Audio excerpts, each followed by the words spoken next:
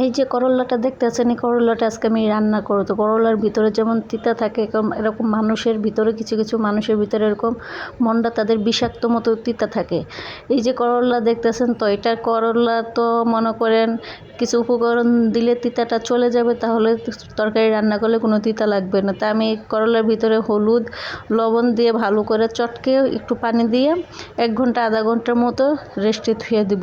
তো করল্লা তো চটকালে ভালো করে তিতা চলে যায়, তারপরে রান্না করলে তিতা থাকে না। এই যে দেখেন করল্লাটা কীভাবে চটকাইতেছি, এই চটকাইতে চটকাইতে চটকাইতে চটকাইতে করল্লাটা তিতা চলে যায়, পরে রান্না করলে তিতা থাকে না। কিন্তু মানুষের মন এত বিষাক্ত তিতা যা বলার বাহিরে। আমরা মানুষ কখনো মানুষকে মানুষ মনে করি না কেন? আমরা মেয়েরা ছেলেদের কাছে রোবটের মতো মনে হয়, যে আমাদের শরীরে কোনো ভালো লাগা, কোনো খারাপ লাগা, কোনো অসুস্থতা কোনো কিছুই থাকবে না। শুধু সবসময় রোবট যেভাবে চলাফেরা করে, আমরা মেয়েরা সেভাবেই ছেলেদের কথা মতো চলাফেরা করব। ভাই আমরাও তো মানুষ, তাই না? আমাদেরও তো শরীরে ভালো মন্দ, ভালো লাগে খারাপ লাগে এগুলো কাজ করে। আমি তো সবসময় চাইলে সবটা পারবো না, যেহেতু আমি একটা মানুষ, আমারও তো শরীরে কোনো সুযোগ সুবিধা, কোনো অসুবিধা থাকেই, তাই না? কিন্তু এটা আমরা ছেলেরা কমই বুঝে।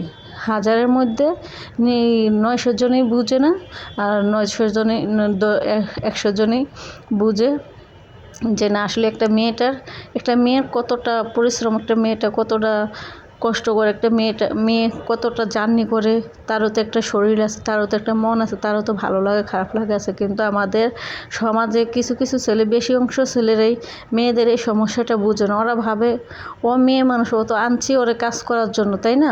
ওর আবার কিসের শরীরে ভালো লাগে খারাপ লাগে? আমি ছেলে, আমার শরীরে ভালো লাগে খারাপ লাগে আছে। কিন্তু এটা ভাবতে হবে যে ও আমার হাতটা ধরে আমার সংসারে আসছে, ওরও তো কিছু ভালো লাগে খারাপ লাগে আছে, ওকেও তো আমার সম্মান করতে হবে, ওর তো কিসে ভালো কিসে খারাপ এগুলো আমার শুনতে হবে। কিন্তু আমরা ছেলেরা কী করি? কিছু কিছু ছেলেরা মেয়েদের কোনো সমস্যা শুনতে চাই না, ইচ্ছুকই না।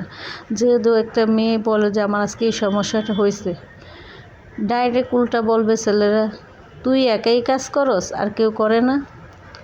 হ্যাঁ করে, অনেকেই করে, অনেকেই করে না। কিন্তু মানুষকে হাতে হাতে কাজ করে সাহায্য করে। কিছু মানুষ আছে যে দেখে না দেখার ভান করে থাকে, বা আপনি তাকে বলবেন, সে শুনে না শোনার ভান করে অন্যদিকে থাকবে, যে ওর কথা আমি কেন শুনবো, ওর আবার কিসের শরীর খারাপ লাগে। কিন্তু মাঝে মাঝে কি হয় জানেন, মানুষ মাত্রই সমস্যা আছে।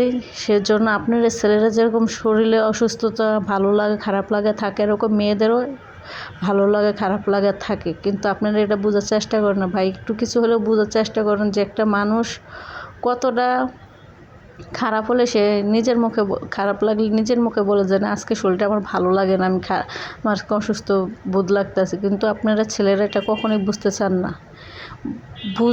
বুঝো না বুঝার ভান করে থাকে, কারণ ওর কাজগুলো আপনার করা লাগবে, ওর হাতে হাতে সহযোগিতা করা লাগবে, আর একটু সেবা যত্ন করলে তাহলে তো তাড়াতাড়ি সুস্থ হয়ে যাবে। কিন্তু আপনারা এটা কখনো ভাবেন না। আপনারা ভাবেন ও আবার কিসের এগুলো ভান ধরে, কোনো শরীর খারাপই না, শরীরের ভান ধরে একটু রেস্ট নিতে চাই।